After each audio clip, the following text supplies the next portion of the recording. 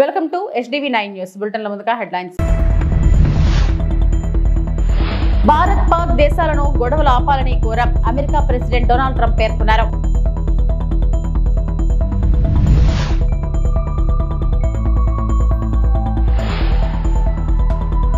గూడూరు తహసీల్దార్ కార్యాలయంలో రెవెన్యూ అధికారులపై ఫైర్ అయిన ఎమ్మెల్యే పాసం సునీల్ కుమార్.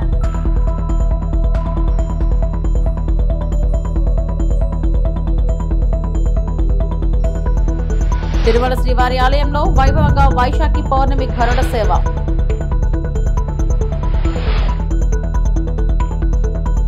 భారత్ పాక్ దేశాలను గొడవలు ఆపాలని కోరాం. ఇరు దేశాల మధ్య యుద్ధం ఆపకపోతే అమెరికా వ్యాపారం చేయదని చెప్పాం. అందుకే ఆ రెండు దేశాలు గొడవలు ఆపేశాయి. భారత్ పాక్ రెండు దేశాలు చాలా శక్తివంతమైనవి. ఈ గొడవల వల్ల జరిగే తీవ్రతను అర్థం చేసుకుని ఆపేశారు అని అమెరికా ప్రెసిడెంట్ డొనాల్డ్ ట్రంప్ పేర్కొన్నారు. Let me say a few words about the historic events that took place over the last few days. On Saturday, my administration helped broker a full and immediate ceasefire, I think a permanent one, between India and Pakistan, ending a dangerous conflict of two nations with lots of nuclear weapons. And they were going at it hot and heavy, and it was seemingly not going to stop. And I'm very proud to let you know that the leadership of India and Pakistan was unwavering, powerful, but unwavering in both cases. And having these, they really were, from the standpoint of having the strength and the wisdom and fortitude to fully know and to understand the gravity of the situation. And we helped a lot. And we helped also with trade. I said, come on, we're going to do a lot of trade with you guys. Let's stop it. Let's stop it. If you stop it, we're doing trade. If you don't stop it, we're not going to do any trade. People have never really used trade the way I used it. That I can tell you. And all of a sudden they said, I think we're going to stop. Operation Sindoor గురించి జాతిని ఉద్దేశించి ప్రసంగిస్తూ ఉగ్రవాదానికి వ్యతిరేకంగా భారతదేశం యొక్క వైఖరిని ప్రధానమంత్రి మోడీ నొక్కి చెప్పారు. మెరుగైన ప్రపంచానికి కీలకం శూన్య సాహసమని వాదించారు. శాంతి కోసం పాకిస్తాన్ తన ఉగ్రవాద మౌలిక సదుపాయాలను కూల్చివేయాలని ఆయన హెచ్చరించారు. ఉగ్రవాదం మధ్య చర్చలు జరపకూడదనే భారతదేశ వైఖరిని స్పష్టం చేశారు. మరియు ఇటీవల నిరూపించబడినట్లుగా శాంతి మరియు పురోగతిని నిర్ధారించడానికి బలమైన భారతదేశం యొక్క అవసరాన్ని నొక్కి చెప్పారు. हमारी सबसे बड़ी शक्ति है. निश्चित तौर पर ये युग युद्ध का नहीं है, लेकिन ये युग आतंकवाद का भी नहीं है. टेररिज्म के खिलाफ जीरो टॉलरेंस, ये एक बेहतर दुनिया की गारंटी है. साथियों, पाकिस्तानी फौज, पाकिस्तान की सरकार जिस तरह आतंकवाद को खाद पानी दे रहे हैं, वो एक दिन पाकिस्तान को ही समाप्त कर देगा. पाकिस्तान को अगर बचना है तो उसे अपने टेरर इंफ्रास्ट्रक्चर का सफाया करना ही होगा. इसके अलावा शांति का कोई रास्ता नहीं है. भारत का मत एकदम स्पष्ट है. टेरर और टॉक एक साथ नहीं हो सकते. टेरर और ट्रेड एक साथ नहीं चल सकते. और पानी और खून भी एक साथ नहीं बह सकता. मैं आज विश्व समुदाय को भी कहूंगा, हमारी घोषित नीति रही है, अगर पाकिस्तान से बात होगी तो टेररिज्म पर ही होगी. अगर पाकिस्तान से बात होगी तो पाक ऑक्युपाइड कश्मीर पीओके उस पर ही होगी. प्रिय देशवासियों, आज बुद्ध पूर्णिमा है। भगवान बुद्ध ने हमें शांति का रास्ता दिखाया है। शांति का मार्ग भी शक्ति से होकर जाता है। పాలకొల్లులో ధర్మారావు ఫౌండేషన్ ఆధ్వర్యంలో 110 రోజుల పాటు దిగ్విజయంగా నిర్వహించిన ఉచిత డిఎస్సి కోచింగ్ బుధవారం నాటితో సిలబస్ పూర్తి అయిన సందర్భంగా బీఆర్ఎస్ ఎంవి మున్సిపల్ ఉన్నత పాఠశాల క్రీడాస్థల ప్రాంగణంలో మే 14, 2025 బుధవారం సాయంత్రం 5 గంటలకు జరిగే ముగింపు సభకు ప్రతి ఒక్కరూ హాజరు కావాల్సిందిగా కోరుతున్నాం అని మంత్రి డాక్టర్ నిమ్మల రామానాయుడు చెప్పారు. అందరికీ నమస్కారం. మన పాలకొల్లులో ధర్మారావు ఫౌండేషన్ ఉచిత డిఎస్సి కోచింగ్ సెంటర్ జనవరి నెలలో ప్రారంభించుకొని ఈ యొక్క మే 14వ తేదీ నాటికి 110 రోజులు మరి ప్రతిరోజు కూడా డైలీ టెస్టులతోటి, వీక్లీ గ్రాండ్ టెస్టులతోటి, ఉచిత భోజన అల్పాహార సౌకర్యాలతోటి దిగ్విజయంగా 110 రోజులు పూర్తి చేసుకునేటువంటి సందర్భంగా ఆ ఎస్జిటి, అదేవిధంగా స్కూల్ అసిస్టెంట్లకు సంబంధించి social, maths, biology, Hindi, Telugu సంబంధించినటువంటి సిలబస్లు కూడా 14వ తేదీకి పూర్తవుతున్నటువంటి సందర్భంగా ఆ డిఎస్సి విద్యార్థులందరితో కలిసి 14వ తేదీ సాయంత్రం 5 గంటలకు మన బిఆర్ఎంవి హై స్కూల్ నందు పెద్ద ఎత్తున ఈ యొక్క ఫేర్వెల్ ఫంక్షన్ కార్యక్రమాన్ని నిర్వహిస్తున్నటువంటి సందర్భంగా ఆ డిఎస్సి విద్యార్థులు, వారి తల్లిదండ్రులు, ఎవరైతే ఈ యొక్క 110 రోజులు కూడా మాతో శ్రమించినటువంటి ఆ ఫ్యాకల్టీ 81 మంది ఎవరైతే మెంబర్స్ ఉన్నారో వాళ్ళందరికీ కూడా చిన్న చిరు సత్కార కార్యక్రమం.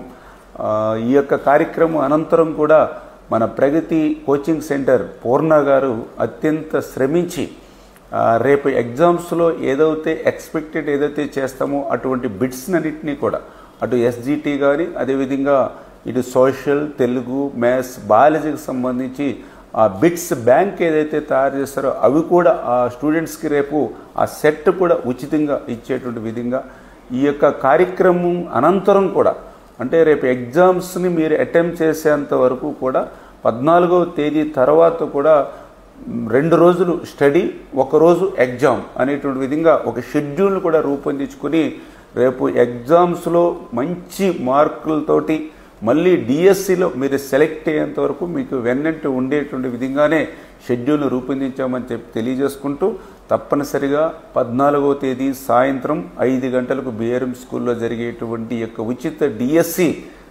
ఫేర్వెల్ ఫంక్షన్ కార్యక్రమానికి విద్యార్థులు, వారి తల్లిదండ్రులు, అదేవిధంగా ఫ్యాకల్టీ మెంబర్స్, శ్రేయోభిలాషులు అందరూ కూడా ఈ కార్యక్రమంలో భాగస్వాములు అవ్వాలని చెప్పి మీ ద్వారా అందరినీ కూడా కోరుకుంటూ మీ రామానాయుడు పాలక. మా ప్రభుత్వంలో లంచాలు అడిగితే ఊరుకునే ప్రసక్తే లేదు అంటున్న గూడూరు ఎమ్మెల్యే పాసం సునీల్ కుమార్.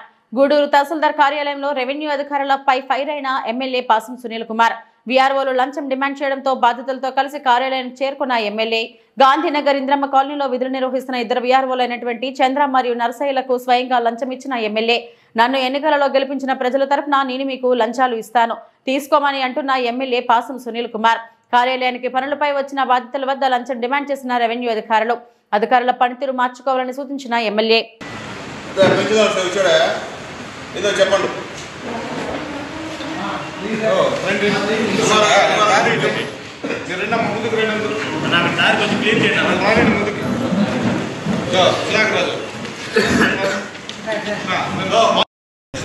చెప్తాను. అవసరమైతే అప్పుడే కూర్చున్నాం ల్యాండ్ ఎక్కడ చూస్తాను, నేను చూస్తాను ఎక్కడ ఆగుపోయి చేస్తున్నారో ఎందుకు ఇచ్చేవారు.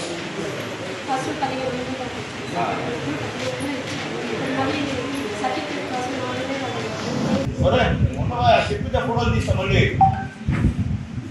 ఫోటోలు తీస్తా. ఏం చేయాలి మీకు మండల గ్రాంట్ రాదా? ఏం చేశారు? ఏం వాటర్ చెప్తే కదా నాకు ఒకటి చెప్పాలి కదా, నాకు చెప్పరా? ఎమ్మెల్యేకి రెస్పాన్సిబిలిటీ లేదా? అదే చెప్పండి. మీరు వచ్చిన తర్వాత ఎక్కడెక్కడ వాటర్ ఇప్పుడు చాలా దగ్గర నీటి ప్రాబ్లం, మీరు ఏడ పెట్టారు చెప్తే అది చెప్తే నాకు మల్లికార్జున నాయుడు ఆయన మాట్లాడలేదు, మీరు మాట్లాడలేదు. ఇట్లా చేయడం వల్ల ఉపయోగం లేదు. ఎందుకంటే నేను ఫ్రాంక్గా మాట్లాడుతున్నా, చాలా ఉన్నాయి. చేసేదాన్ని అవి చేసుకోండి. అంతేగాని నిరుపేదలు, దరిద్రులు, అసలుకి స్వీపర్ పని చేసేవాళ్ళు డబ్బులు అంటున్నానంటే అంతకన్నా నేను ఆ డబ్బు తిన్నా మీకు కూడా మంచిది కాదు. అది ఆ పేదవాళ్ళ డబ్బు తింటే అది మీకు కూడా భగవంతుడు ఆ డబ్బు కూడా మీరు ఉండేడు. అది గుర్తుపెట్టుకోమని చెప్పి అందరికి కాదు కొంతమందికే మిగతా వాళ్ళు కూడా మాట్లాడలే. అది ఎవరు డబ్బులా డిమాండ్ చేస్తామో వాళ్ళ మాట్లాడుతున్నాం. అట్లాగే ఇచ్చాము, ఇంకా కూడా ఇష్యూస్ ఉన్నాయి. కొత్తగా ఒక 5 సెక్రటరీలకి వీఆర్ఓ లేదని చెప్పి కూడా మా వాళ్ళు చెప్తున్నారు. దాన్ని కూడా ఎంఆర్ఓ మాట్లాడి ఒకరిని నియమించి కూడా రిక్వెస్ట్ చేస్తున్నాం. అలాగే డౌన్ కూడా కొత్త అతన్ని కూడా నియమించి చెప్పాం. రాజేశ్వరు మీరు కొత్తగా ఎక్కడ ఇబ్బంది లేకుండా అందరికీ పొజిషన్ రూల్ ప్రకారం పొజిషన్ మనం కోరుతున్నాం. అట్లాగే గాంధీనగర్లో, ఇందిరానగర్లో ఎక్కడన్నా సరే ఒక్కొక్కరు 5, 6, 20 పట్టాలు ఆగిపోయి చేస్తున్నారు. అవన్నీ కూడా ఎంక్వైరీ పెట్టండి. అది ఎవరైనా కావచ్చు, ఏ పార్టీ ఎవరైనా కావచ్చు, తీసేయమని చెప్పి ఎంఆర్ఓ గారికి రిక్వెస్ట్ చేస్తున్నా. అవన్నీ కూడా మీకు కూడా చెప్తున్నా, వీఆర్ వాళ్ళందరూ కూడా వెరిఫై చేయండి. ఏం పునాది లేదు. ఎమ్మెల్యే చెప్తాం, వాళ్ళకి చెప్తాం అంటే మీరేం మొహమాట కూడా పడద్దు. ఏం ఇబ్బంది లేదు. మేము ఎప్పుడు అట్లాంటి అదవ పనులు అట్లా ప్రోత్సహించుకోవడం లేదు. కాబట్టి నిజంగా మాట్లాడి నీకు 5 నాకు పంచుకుంటే మాత్రం అందరూ ఇబ్బంది అయిపోతుంది. మాకే మా పార్టీ నాయకులు కూడా మొహమాట లేదు. ఎవరన్నా ఒకటే కాదు, కేసులు కూడా పెట్టిస్తాం. మళ్ళీ కూడా చెప్తున్నా, కేసులు కూడా పెట్టిస్తాం. దాంట్లో రుణం మాడకూడదు. కాబట్టి దయచేసి అట్లాంటి ఏమైనా ఉంటే సరెండర్ చేసింది ఎంఆర్ఓ గారు. ఎవరన్నా సరే ఏ పార్టీ నాయకులు అట్లా పెట్టుకోవాలంటే మాత్రం గౌరవంగా చెప్తున్నాం. ఎంఆర్ఓ గారు సరెండర్ చేసి రిక్వెస్ట్ చేస్తున్నాం. అలాగే సమస్యలు కూడా ఉన్నాయి. ఏమి జరిగినటువంటి పరిస్థితి లేదు. ఎండిఓ గారికి కూడా చెప్తున్నాం. ఈరోజు ఎన్ఆర్ఐఎస్ కింద ఏమొచ్చినా ఒక పని ఈ యొక్క గూడూరు మండలంలో జరిగిన పరిస్థితి లేదు. నేను చెప్పేది అంటే ప్రజాప్రతినిధులు, ఎఫ్టీసీ కానీ, ఎంపీపీలు కానీ, ఎంపీటీసీలు కానీ గౌరవించాల్సిన బాధ్యత ఎండిఓ గారి ముందు.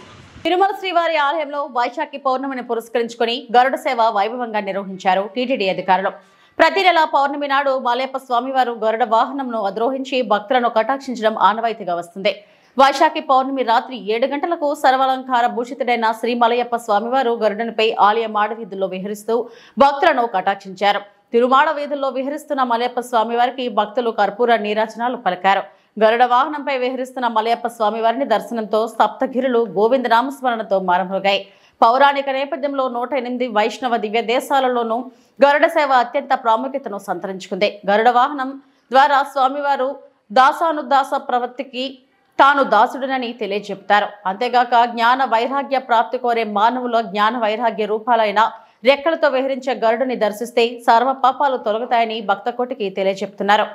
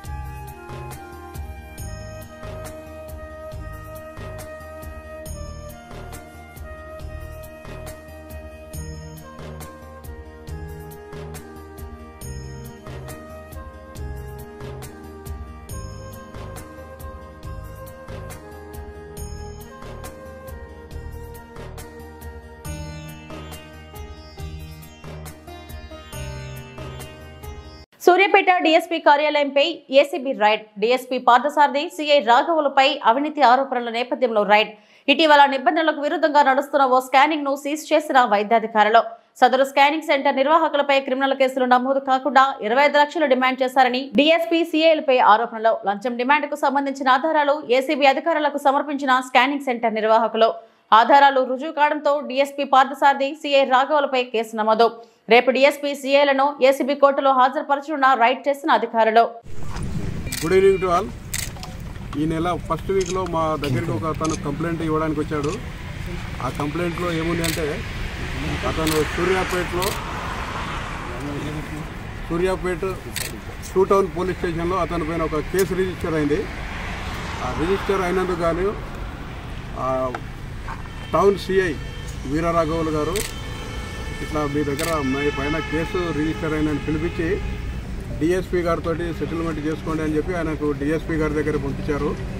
డిఎస్పీ గారు దగ్గరికి ఆ కంప్లైంట్ వచ్చిన తర్వాత ఇద్దరు సిఐ గారు, డిఎస్పీ గారు ఇద్దరు కలిపి ఇనిషియల్గా 25 lakhs డిమాండ్ చేశారు.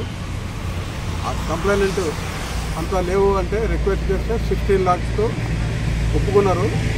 ఆ 16 lakhs తొందర ఇవ్వమని చెప్పి ఆయన వీళ్ళ ఫోన్ చేసి ప్రెజర్ చేశారు.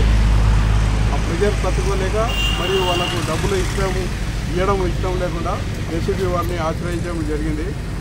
ఆ వ్యక్తి ఇచ్చిన కంప్లైంట్ మేము వెరిఫై చేశాము. వెరిఫై చేసిన తర్వాత సఫిషియెంట్ ఎవిడెన్స్ కలెక్ట్ చేశాము. ఎవరికి మన సిఐ గారికి అగెనిస్ట్, డిఎస్పీ గారికి అగెనిస్ట్గా ఎవిడెన్స్ కలెక్ట్ చేశాము. కలెక్ట్ చేసి వాళ్ళ రెప్యుటేషన్ ఎంక్వైరీ చేస్తే ఆ రెప్యుటేషన్ బాగలేదు. గతంలో కూడా ఇటువంటి అవినీతి ఆరోపణలు వచ్చినట్టు మాకు తెలిసింది. అయితే ఈ డబ్బులు డిమాండ్ అతని దగ్గర కేసులో అరెస్ట్ చేయకుండా ఉండడానికి మరియు అతని బిజినెస్ ఫ్యూచర్లో సక్రమంగా జరగడానికి ఆ డబ్బులు ఇవ్వమని డిమాండ్ చేశారు.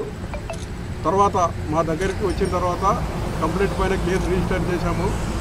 ఈరోజు ఈ ఈవినింగ్ డిఎస్పీ గారిని మరియు ఇన్స్పెక్టర్ గారిని ఈ ఆఫీస్లో ఇన్స్పెక్టర్ గారు వీరరాఘవులు, డిఎస్పీ గారు పార్థసారథి గారు ఇద్దరిని కస్టడీలోకి తీసుకొని ఆ కేసు ఫైల్ గురించి ఎంక్వైరీ చేసి వాళ్ళు ఆ డబ్బుల గురించి డిమాండ్ చేసినట్టు వాళ్ళకు ఎవిడెన్స్ చూపించాము. చూపించిన తర్వాత కస్టడీలోకి తీసుకొని వారి ఆఫీసులోను తర్వాత ఇళ్లలో కూడా సెర్చెస్ కొనసాగుతూ ఉంటాయి. ఈ విధంగా ఎవరైనా గవర్నమెంట్ అఫీషియల్స్ లంచం డిమాండ్ చేస్తే మీ ద్వారా వారికి టోల్ ఫ్రీ నెంబర్ ఉంటుంది ఏసీబీ 1064, తర్వాత వాట్సాప్ నెంబర్ ఉంటుంది, ఫేస్బుక్ తెలంగాణ ఏసీబీ అని ఉంటుంది, తర్వాత ట్విట్టర్ తెలంగాణ ఏసీబీ అని ఉంటుంది. వాటి ద్వారా కంప్లైంట్ చేస్తే వాళ్ళ వివరాలు చెప్పకుండా మేము ఎంక్వైరీ చేసి ఎంక్వైరీ ప్రూవ్ అయితే యాక్షన్ తీసుకుంటూ ఉంటాం. కంప్లైంట్ ఏ కేసు సార్?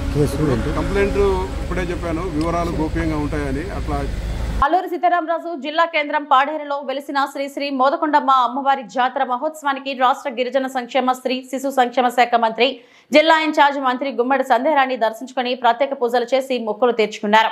రాష్ట్ర ప్రభుత్వం తరపున అమ్మవారికి పట్టు వస్త్రాలు సమర్పించారు. ఆలయ కమిటీ, ఉత్సవ కమిటీ అధికార లాంఛనాలతో ఆమెను సత్కరించారు. అనంతరం ఆమె మీడియాతో మాట్లాడారు.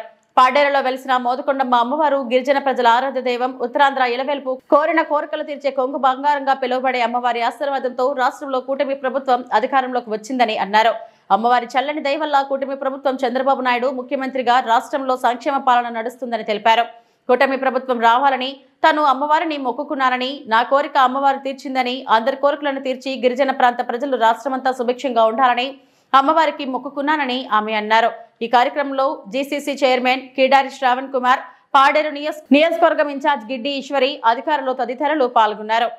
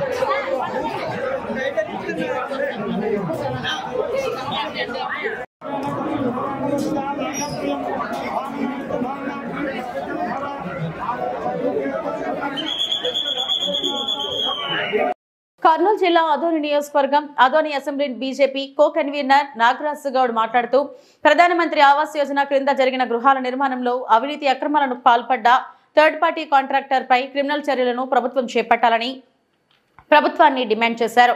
మంగళవారం ఆదోని మున్సిపాలిటీ పరిధిలోని నిర్మాణంలో ఉన్న ప్రధానమంత్రి ఆవాస్ యోజన పథకం కింద జరుగుతున్న గృహాల నిర్మాణ పనితీరును పరిశీలించేందుకు బీజేపీ నాయకులు బృందం వెళ్లింది. ఈ సందర్భంగా వారు మాట్లాడుతూ కాంట్రాక్టర్ ప్రభుత్వానికి సమర్పించిన లెక్కల ప్రకారం 2558 గృహాలు నిర్మాణం పూర్తయినట్లు చూపుతున్నప్పటికీ ఒక్క గృహం కూడా నివాసయోగ్యంగా లేవని ఆరోపించారు. గృహాల నిర్మాణం అంతా కూడా పూర్తిగా నాసిరకంగా జరిగిందని ఎద్దేవా చేశారు. ఈ కార్యక్రమంలో councillor Suresh, BJP north central మండలాల అధ్యక్షులు మహదేవ్, నాగార్జున, కిరణ్ తదితరులు పాల్గొన్నారు. కొమ్ము కోయడానికి, కొమ్ము మోసేందుకు ఏదైనా అధికార యంత్రాంగము పనిచేస్తుందా అని సందర్భంగా నేను ప్రశ్నిస్తున్నాను. చూడండి, నిరుపేదల కోసము 2,50,000 రూపాయలు కేంద్ర ప్రభుత్వం ఇస్తే నిర్మాణానికి వాడినటువంటి మెటీరియల్, నిర్మాణానికి వాడినటువంటి సిమెంటు, నిర్మాణానికి వాడినటువంటి ఇసుక, నిర్మాణానికి వాడినటువంటి ఇసుక బెడ్డ అన్నీ కూడా నాణ్యత లోపంగా ఉన్నటువంటి పరిస్థితి ఈరోజు ఇక్కడ మనం చూస్తున్నాం. అదేవిధంగా వేసినటువంటి ఆ టాప్ అన్నీ కూడా వంకర టింకరగా ఉన్నాయి. వీటి మీద అప్రూవల్ ఇవ్వాల్సినటువంటి అధికారులు చూసి ఇచ్చినట్లు వివరించినటువంటి సందర్భం వల్లనే ఇవన్నీ కూడా జరిగాయని మా దృష్టికి వచ్చాయి. కాబట్టి గత ప్రభుత్వంలో ఎవరైతే ఈ ఇళ్ల నిర్మాణంలో హస్తం ఉన్నటువంటి అధికారులందరినీ కూడా బేషరతుగా విచారణ చేసి వాళ్ళందరినీ కూడా సస్పెండ్ చేయాలని భారతీయ జనతా పార్టీ డిమాండ్ చేస్తుంది. ఎందుకంటే నిరుపేదల కోసము, నిరుపేదలందరికీ కూడా ఇల్లు నిర్మించాలని ఏదైతే ప్రధానమంత్రి గారి కళ ఉందో ఆ కళను నెరవేర్చకుండా ఆ కళకు వ్యతిరేకంగా పనిచేసినటువంటి అధికార యంత్రాంగం అందరి మీద కూడా బేషరతుగా క్రిమినల్ కేసులు పెట్టి, అదేవిధంగా ఎవరైతే కాంట్రాక్టర్ ఉన్నారో, ఎవరైతే లబ్ధిదారుల తరఫున మేము ఇల్లు కట్టిస్తామని ముందుకు వచ్చినటువంటి కాంట్రాక్టర్ ఈరోజు అసలు నాణ్యత లోపంతో మనం చూస్తున్నాం. ఈ బిల్డింగ్ చూస్తే చూడండి, అన్ని ప్యాచులే. ఈ డోర్ దగ్గర డోర్ పెట్టి 4 నుంచి 3 నెలలు అయింది. ఈ డోర్ దగ్గర 3 నెలలు చూడండి సిమెంట్ ఇట్లా కొడితే పడిపోయేటువంటి పరిస్థితి ఈరోజు కనిపిస్తుంది. అంటే ఎక్కడ చూసినా అసలు పూర్తి స్థాయిలో పూర్తిగా అధికార యంత్రాంగము దీని మీద మోనిటరింగ్ చేయాల్సినటువంటి అధికారుల యొక్క విఫలం వల్లనే ఇది జరిగిందని గత ప్రభుత్వంలో మా భారతీయ జనతా పార్టీ తరఫున ఆరోపిస్తున్నాం. కాబట్టి గత ప్రభుత్వంలో ఉన్నటువంటి హౌసింగ్ అధికారులు ఎవరైతే ఉన్నారో, కింది స్థాయి అధికారి నుంచి పీడీ వరకు, జిల్లా స్థాయిలో పీడీ ప్రోగ్రామ్ డైరెక్టర్ వరకు కూడా అందరినీ కూడా బాధ్యులుగా ఈ యొక్క ఇళ్ల నిర్మాణంలో చేయాల్సిన అవసరం ఎంత ఉంది. కాబట్టి వెంటనే ఈ యొక్క ఆదోనిలో, ఎస్పెషల్ ఆదోనిలో జరిగిన ఇళ్ల నిర్మాణంలో, థర్డ్ పార్టీ ద్వారా జరిగిన ఇళ్ల నిర్మాణంలో అవినీతి అక్రమాలకు పాల్పడినటువంటి అధికార యంత్రాంగంతో పాటు కాంట్రాక్టర్ని కఠినంగా శిక్షించాల్సింది ఎంతైనా అవసరం ఉందని భారతీయ జనతా పార్టీ డిమాండ్ చేస్తుంది. కావున ఆ దిశగా ప్రస్తుతం ఉన్నటువంటి కూటమి ప్రభుత్వంలో ఉన్నటువంటి అధికారులందరూ కూడా ఆదోనిలో జరిగిన నిర్మాణాల పైన, ఆదోనిలో జరిగినటువంటి ఇళ్ల నిర్మాణంలో జరిగినటువంటి అవకతవకలు అయితే ఏవైతే ఉన్నాయో, ఈ స్కామ్ అయితే ఏదైతే ఉందో, ఈ స్కామ్ మీద వెంటనే అవసరమైతే సిబిఐ విచారణకు కూడా సిఫారసు చేసి ఈ యొక్క నిర్మాణంలో పూర్తి స్థాయిలో విచారణ జరిపి ఎవరైతే దోషులు ఉన్నారో వాళ్ళందరి మీద కూడా కఠినంగా శిక్షించాల్సిన అవసరం ఉందని భారతీయ జనతా పార్టీకి సందర్భంగా డిమాండ్ చేస్తున్నాం. నా పేరు నాగరాజు గౌడ్, భారతీయ జనతా పార్టీ ఆదోని అసెంబ్లీ. ఇప్పటివరకు నా బులెటిన్ అప్డేట్స్. నమస్తే.